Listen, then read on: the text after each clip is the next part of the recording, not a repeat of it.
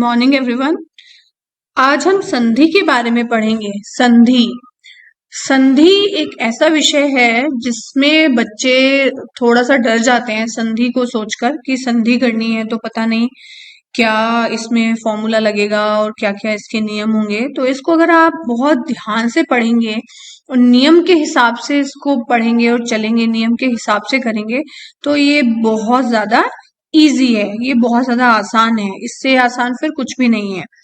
आपको दो तीन चीजें इसमें याद रखनी है। संधि में संधि का मतलब है जोड़ना, यानी मेल किसी चीज का, किसी भी चीज का। लेकिन ये जनरल मीनिंग हुआ हिंदी का, है ना। लेकिन अगर मैं संधि की बात करूं तो संधि का मतलब है कि दो वर्णों को या अक्षरों को जब हम जोड़ते हैं तो उसको संधि कहते हैं। दो वर्णों को या अक्षरों को जोड़ने वाला ही संधि कहलाता है। यानी वर्ण या अक्षरों का जोड़ मेल होता है, यहाँ पर शब्दों का नहीं कह रहे हैं हम, क्योंकि अगर हम शब्दों का मेल कहेंगे तो वो समास बन जाएगा। दोनों में यही अंतर है।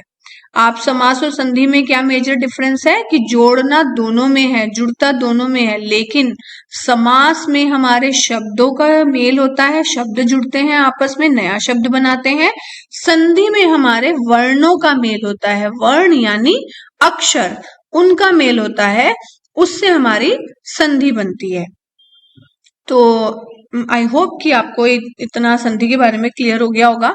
तो आगे चलते हैं। अब देखिए, संधि जो है वो संस्कृत भाषा का शब्द है जिसका अर्थ होता है मेल, जैसा कि मैंने आपको अभी बताया, यानी जोड़ना किसी चीज को।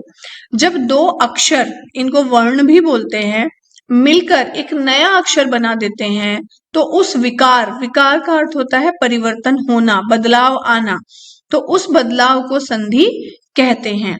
अब संधि कितने प्रकार की होती है? संधि तीन प्रकार की होती है। पहली है स्वर संधि, दूसरी है व्यंजन संधि, तीसरी है हमारी विसर्ग संधि। तो हम एक एक करके इनके बारे में पढ़ेंगे। तो आप ये चीज याद कर लीजिए, इनके नाम से ही इन संधियों की पहचान होती है। जैसे अगर मैंने कहा स्वर संधि, तो यानी कि इसमें हम सारे स्वर के बारे में जानेंगे। स्वर जुड़ रहा होगा आपस में और जो नया वर्ण बनेगा उससे दो वर्णों को जोड़कर, वो भी हमारा स्वर ही होने वाला है ना। तो स्वर मतलब स्वर, आपने पहले वर्ण विचार में पढ़ा है, ये स्वर व्यंजन हम वहीं पर पढ़ते हैं, वर्णमाला। तो इसके लिए संधि पढ़ने के लिए हमें वर्ण विचार जो है वो अच्छे से पता होना चाहिए, अर्थात वर्णमाला की जानकारी अत्यंत आवश्यक है। अगर हमें वर्णमाला की जानकारी नहीं है तो हम संधि इतने अच्छे से नहीं कर पाएंगे। तो मेरा सुझाव है कि आप संधि पढ़ने से पहले एक बार स्वर और व्यंजन जरूर पढ़ें, उनको रिवाइज जरूर करें, क्योंकि वो बहुत जरूरी है आपके संधि को समझने के लिए। बिना उसको समझे आप संधि को सच में नहीं समझ पाएंगे। तो आइए पहले नंबर 1 से शुरू करते हैं। पहली संधि है हमारी स्वर संधि। तो स्वर संधि में बेसिकली क्या होता है, दो स्वरों का मेल होता है। मैंने कहा वर्ण, है ना, वर्ण या अक्षर, तो यानी स्वर, तो उसमें दो स्वरों का मेल होता है। अब उसके भी रूल होते हैं, उसमें भी हम नियम लगा के काम करते हैं। तो इसमें क्या होता है कि दो स्वर मिलते हैं। अब देखिए उदाहरण दिए हुए हैं, जैसे परम प्लस अर्थ। अब परम में म, अब म क्या है, म यहाँ पर व्यंजन है, लेकिन हमें क्या निकालना है इसमें से, स्वर, क्योंकि हम क्या पढ़ रहे हैं, स्वर संधि। और दूसरी चीज कि हम वर्ण की बात कर रहे हैं कि वर्ण से वर्ण जुड़ता है। तो परम में म में अ मिक्स है, अ लगा हुआ है। अब यहाँ देखिए ब्रैकेट में परम प्लस अर्थ इज इक्वल टू परमार्थ, और ब्रैकेट में अ, यानी परम में से म में से हमने अ लिया, क्योंकि अ है, कोई मात्रा नहीं है, प्लस आगे भी हमारे अर्थ यानी अ लगा हुआ है। तो यहाँ अ प्लस अ जुड़ेगा तो बराबर बड़ा आ, यानी आ बन जाएगा उसका। जब अ और अ जुड़ेंगे तो आ बन जाएगा। यहाँ दो स्वर जुड़ रहे हैं और स्वर संधि बनी है हमारी इसमें, ठीक है। तो इसके 5 उपभेद होते हैं स्वर संधि के: दीर्घ संधि, गुण संधि, वृद्धि संधि, यण संधि और अयादि संधि। अब एक एक करके इनके बारे में पढ़ेंगे। सबसे पहले आती है हमारी दीर्घ संधि नंबर 1 पर। अब इसमें देखिए दीर्घ संधि में क्या होता है, दीर्घ संधि, दीर्घ का मतलब ही होता है बड़ा। तो अब इसमें आपका अगर अ या आ प्लस हो रहा है तो भी आपका आंसर आ आएगा। अगर पहले अ है बाद में आ है तो भी आ आएगा, पहले आ है फिर अ है तो भी आ आएगा। ऐसे ही छोटी ई और बड़ी ई में है, ये चाहे आगे है या बाद में है, पहले बाद में जुड़ रही है तो भी आंसर बड़ी ई में ही आना है। वैसे ही छोटा और बड़ा हुआ है, यानी आंसर जो है, यानी आपका जो नया शब्द बनना है संधि करते हुए, वो आपका बड़े में ही होना है। अब देखो 1 बाय 1 इनके एग्जांपल्स देखते हैं। अ में अ प्लस किया तो आ आंसर आना है, यानी क्रम म के अंदर अ। तो म में अ कैसे है, यानी हम स्वर देखेंगे, क्यों, क्योंकि हम स्वर संधि पढ़ रहे हैं, राइट। तो अ, म के साथ अ मिक्स है और प्लस अ, ऑलरेडी अनुसार अ लगा हुआ है, तो अ बन गया आ, यानी आ की मात्रा वाला। तो आंसर आया आपका क्रमानुसार। फिर है चरण प्लस अनुसार, तो चरणानुसार प्लस अधीश, न्यायाधीश। न्याय ऑलरेडी था, अब अ मिलके और आ मिलके आ बन गया, तो यानी य पे मात्रा आ जाएगी आ की। अंडरस्टूड। इसको प्लीज ध्यान से पढ़िएगा, इसमें बिल्कुल गलती नहीं करनी है। बस हमें नियम याद रखने हैं कि अगर अ और अ जुड़ेगा तो आ आएगा। और ठीक है, ये तो हम आई थिंक कि ये तो बहुत इजी है, ये तो याद ही रहेगा। अगला देखिए, अ में आ जुड़ा, पहले में अ और अ जुड़ा था तो आ आया था आंसर। अब अ हो एक साइड, दूसरी साइड आ हो तो भी आंसर में आ ही आना है। जैसे भोजन, न के साथ अ मिक्स है, तो यानी व्यंजन में से हम स्वर निकालेंगे तो अ आएगा, प्लस आलय। आलय में से आ ले लेंगे क्योंकि हमें स्वर लेना है, तो अ प्लस आ इज इक्वल टू आ, यानी भोजनालय। सत्य प्लस आग्रह, यानी सत्य अ, वर्ण में से हम स्वर निकालेंगे तो अ स्वर आ जाएगा, प्लस आ, तो दोनों क्या बनेंगे, अ प्लस आ इज इक्वल टू आ, यानी बड़ा ही रहेगा ऑलवेज। यही नियम है और यही याद रखना है। तो आंसर आ जाएगा हमारा सत्याग्रह।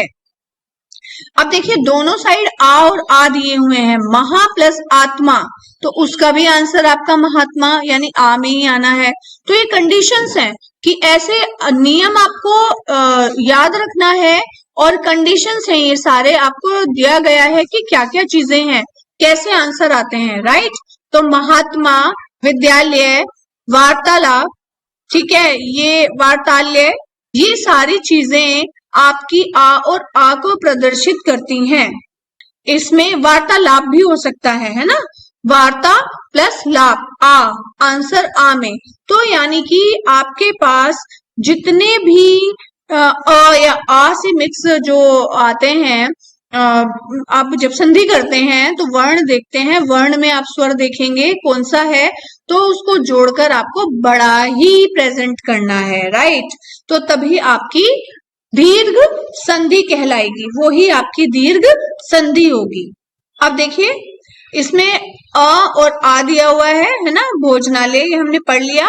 इसके बाद ई और ई, यानी छोटी ई और बड़ी ई जुड़ी, तो यानी बड़ी ई आंसर आना है। कवि प्लस इंद्र।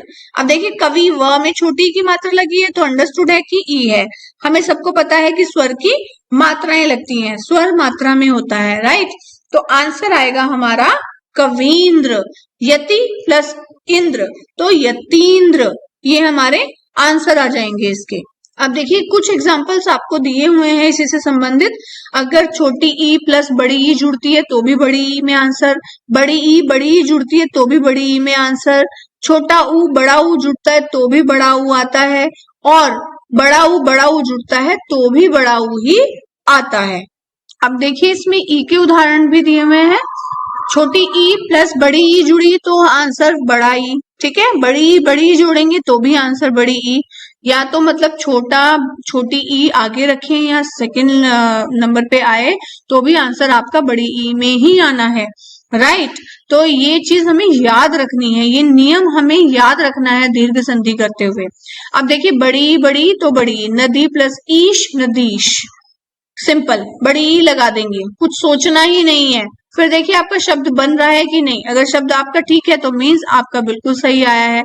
अब देखिए, छोटा ऊ बड़ा ऊ, बड़ा ऊ बनेगा लघुत्तर, सु उक्ति सूक्ति, है ना, तो यानी बड़ा ऊ बन जाएगा। अब इनका क्या होगा, इनकी मात्राएं होंगी। अब इनको हम देखेंगे, ऐसे नहीं कि बड़ा ऊ कहीं लिखा हुआ है ना, तो हम सिर्फ मात्राओं को नोटिस करेंगे। अब देखिए, सु में छोटे ऊ की मात्रा लगी हुई है प्लस उक्ति। अब पहले भी छोटा ऊ है, बाद में भी छोटा ऊ है, दोनों को मिलाकर बड़ा ऊ में आंसर आना है, तो सा पे बड़े ऊ की मात्रा आ जाएगी और बड़ा ऊ छोटा ऊ आगे से उक्ति में से गायब हो जाएगा, क्योंकि हमने दो ऊ मिक्स कर दिए, तभी बड़े ऊ की मात्रा बनी है, राइट। तो आधा क और ती, ये दो चीजें रह गई, तो वो आंसर हमारा आ जाएगा सुक्ति। समझ आया? मुझे उम्मीद है कि आपको ये सच में समझ में आ रहा होगा, लेकिन इसके लिए प्रैक्टिस की बहुत जरूरत है। देखने में बड़े आसान लगते हैं, अब मैं बोल रही हूँ, लेकिन इनमें से आपको आइडेंटिफाई करना आना चाहिए कि आपके कौन से अक्षर हैं, यानी स्वर कौन से हैं। तो स्वरों का पता, जैसा कि मैंने स्टार्टिंग में बोला था कि स्वर का पता होना, स्वर की पहचान होना अत्यंत आवश्यक है, उसके बिना काम नहीं चलने वाला है। तो चलिए, ये हमारी दीर्घ संधि पूरी हो गई है। अब आते हैं हम सेकंड वन पे। सेकंड है हमारी गुण संधि। अब गुण संधि में क्या होता है, इसमें भी नियम है। अब नियम के हिसाब से चलेंगे, नियम याद करते जाएंगे एक एक करके, सो दैट कि इजी हो जाए। जब अ और आ के आगे, यानी एक साइड अ हो या आ हो, एग्जाम्पल हम अभी देखेंगे इसके, उसके आगे छोटी ई, बड़ी ई, छोटा ऊ, बड़ा ऊ या री, कुछ भी आ जाए इनमें से, तो क्रमशः ए का ओ और अर हो जाता है। ठीक है, या तो ए हो जाएगा या ओ और अर हो जाता है। अब कैसे, देखो तीन चीजें बताई हैं, ए और आ होगा, ठीक है, तो उसके आगे ई आएगी, तो उसमें क्या आएगा, ए आंसर आ जाएगा आपका। क्लियर है? नीचे देखेंगे अभी, और अ और आ में उ और ऊ जुड़ेगा तो ओ में आंसर आएगा, और री जुड़ेगा तो अर में आंसर आएगा। अब देखिए कैसे, आ या आ के आगे छोटी ई या बड़ी ई आ जाए तो इसके मेल से हमेशा ही ए बनता है। अब जब ए बनता है तो ए से एड़ी जो आप लिखते हैं, अभी लिखा तो ऐसे जाता है, लेकिन नीचे देखिए उदाहरण, अ प्लस ई इज इक्वल टू ए। अब ये कैसे बना, यहाँ देखिए, नर, यहाँ पे नर र में से हमने अ लिया, ठीक है, स्वर निकाल लिया, अक्षर ही लेना है ना हमें, वर्ण, प्लस ई। अब यहाँ ऑलरेडी स्वर है तो ई आ गया, लेकिन हमारा नियम क्या बोलता है कि अ और ई जुड़ेंगे तो ए बनेगा। तो अब बेटा कैसे बनेगा ए, अब ए ऐसे बनेगा कि न और र, ठीक है, ए अ और ई गायब हो जाएगा यहाँ से, तो क्या आ जाएगा, ए। अब ए जो होता है, ए से एडी, इसकी एक सिंगल मात्रा होती है, तो यहाँ आंसर आएगा आपका नरेंद्र। अब समझ में आया ये मात्रा किसकी आई है, एक सिंगल। ये जो अ और ई जुड़ के बना है ए, इसकी यहाँ मात्रा आ जाती है ना, तभी तो संधि हुई है। फिर अ में बड़ी ई जुड़ा तो भी ए ही आएगा, तो नर प्लस ईश तो नरेश, यानी ये दीर्घ संधि है। वैसे ही देखो एग्जाम्पल दिया है, अ और आ में अगर उ और ऊ जुड़ जाए तो ओ बन जाता है। तो अब देखिए, वीर, र में अ, र में से अ निकाला है ना, स्वर ढूंढ रहे हैं ना हम। फिर उचित, ऊ जुड़ गया तो ओ आना चाहिए, तो अब कैसे बनेगा वो, तो यहाँ पे र पे जहां से जुड़ा है, अब ये याद रखिए कि मात्रा कहाँ लगानी है, जहां से जुड़ रहा है इस अक्षर के पीछे से लगानी है मात्रा। इस अक्षर, यहाँ भी देखिए इस अक्षर पे ही चढ़ी थी ना मात्रा। अब ओ है तो ऑब्वियस है कि ओ की मात्रा तो वीरोचित, और अ प्लस ऊ, बड़ा ऊ भी ओ बनेगा। ठीक है, यहां तक समझ में आया? यानी कि हमें क्या करना है, बेसिकली नियम याद करने हैं सबसे पहले, फिर प्रैक्टिस करनी है, तो फिर ये आपको आसान लगनी शुरू हो जाएगी। और बेसिक सबसे पहले आप अपने स्वर और व्यंजन याद कर लीजिए, उनके बिना तो बिल्कुल काम नहीं चलने वाला है। अब ये आपकी गुण संधि हो गई, है ना। अब इसके बाद आ जाइए अगली संधि पर, जो है आपकी वृद्धि संधि। अब वृद्धि में क्या होता है, क्या नियम है वृद्धि का। अब देखो बेटा, नियम तो आपको हर संधि के याद करने पड़ेंगे, तभी काम चलेगा, नहीं तो बिल्कुल भी नहीं चल पाएगा।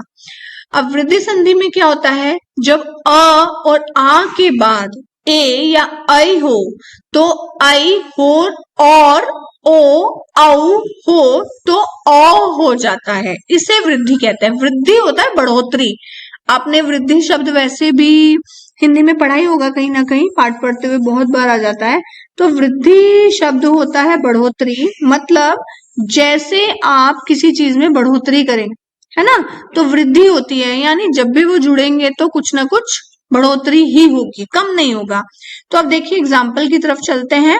अगर अ और आ से आगे ए और ऐ हो तो दोनों के मेल से, यानी दोनों को जोड़ने से ऐ बन जाता है। अब ये एक मात्रा आपको दिख रही है, जैसे मैंने ए पे बताया था, ए से एडी पे, ये ऐ से एनक है, तो इसकी दो मात्रा लगती है हमेशा। अब ये याद रखिएगा, जैसे सिंगल ए जो ए से एडी था उसकी एक मात्रा शब्द पे, है ना, शब्द पे एक मात्रा लगती थी, तो इसकी याद रखिएगा इसकी दो लगती है हमेशा। अब देखो उदाहरण, अ और ए जुड़े तो बड़ा बन गया, यानी ऐसे ऐनक बन गया, राइट। अब इसके उदाहरण देखिए, एक क में से एक निकाला अ और एक, ठीक है, ए अ प्लस ए तो एकैक। अब मैंने मात्रा आपको बताया है कि जो पहले वाला है उसका आखिरी वर्ण है, आखिरी अक्षर है, उस पे मात्रा आएगी जुड़ने के हिसाब से। अब इन दोनों को जोड़ के आई बना, तो इसकी दो मात्रा होती हैं, दो मात्रा होती हैं। तो देखिए यहाँ पे क के ऊपर दो मात्रा आ गई, और ये ए जुड़ गया इधर जाके, तो यही क बचा, तो एकैक, ठीक है।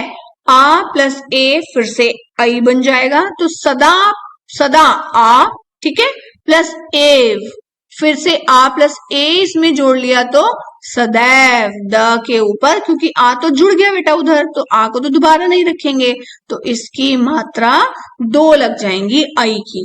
तो ये चीजें हमें याद जरूर रखनी है, क्योंकि अगर आपको यही नहीं पता कि ए से एडी की कितनी मात्राएं आती हैं शब्द के ऊपर कहीं पे भी हम जब लगाते हैं, और आई से एनक की कितनी आती हैं, तो आपका आंसर हमेशा ही गलत आएगा फिर, और आपको कंफ्यूजन भी होगी, समझ ही नहीं आएगा कि ये दो मात्राएं कहाँ से आ गई। क्योंकि देखो ना, अब यहाँ पे आई पे एक मात्रा लगी है, तो आप सोचोगे यहाँ भी एक लगनी चाहिए, पर नहीं, आई की हमेशा दो मात्राएं होती है, सिंगल मात्रा ए से एडी की होती है इसकी, जब ये बनता है, जब आंसर में ये आता है, ठीक है, जो कि हमने पिछली बार गुण संधि में पढ़ा है। अब देखो, अगर आ से आगे आ या औ होता है तो दोनों को मिलने से औ बन जाता है। अब देखिए, जैसे आ प्लस औ इज इक्वल टू औ, महा यानी आ और औ औषधि तो महोषधि। अब देखिए मात्राओं का ध्यान बेटा आपको ऐसे रखना है कि जो ये पहले जो दिया हुआ है संधि जोड़ने के लिए प्लस से पहले है, ये वाला जो अक्षर है, इसी पे आपको मात्रा लगानी है, तो इसका बहुत ध्यान रखना है, इसको बिल्कुल भी गलत नहीं करना। अब अगली देखिए, हमारी नंबर 4 है यण संधि। अब यण में क्या होता है, यण के भी कुछ नियम है, उन नियमों को देख लेते हैं। छोटी ई बड़ी ई, छोटा ऊ बड़ा ऊ, या री के बाद अगर कोई भिन्न स्वर आए, कोई अलग स्वर आए, तो इसके मेल से ई और ई का य बन जाता है, ऊ और ऊ का व बन जाता है, और री का र बन जाता है। इसे यण संधि कहते हैं।